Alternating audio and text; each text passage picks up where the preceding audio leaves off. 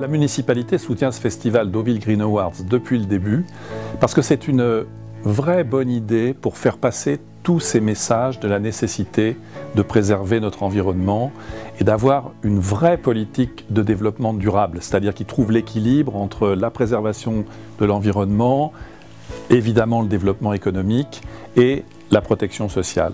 Et c'est toute la politique de Deauville. En matière environnementale notamment, en 2010, la municipalité a délibéré pour fixer un certain nombre de règles concernant le développement durable.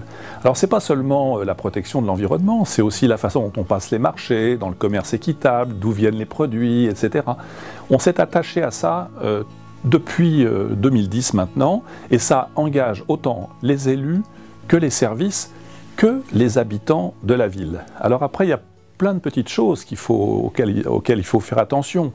Par exemple, depuis quelques années, on a l'interdiction des produits phytosanitaires. Eh bien, nous sommes en train de mettre en place une politique des espaces verts qui n'utilise plus du tout les produits chimiques pour faire disparaître les mauvaises herbes. Il faut que les méthodes changent, et c'est un vrai engagement de la part de la municipalité.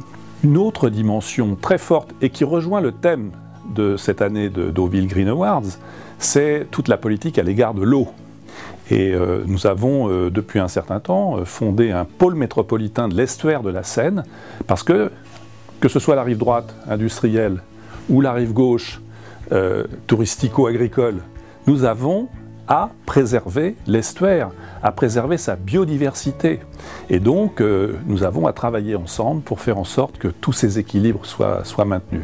Donc c'est pour ça que j'aime beaucoup la démarche du festival Deauville Green Awards, et c'est pour ça que la municipalité de Deauville accueille ce festival avec beaucoup d'enthousiasme, en lui souhaitant le meilleur encore pour cette édition 2018.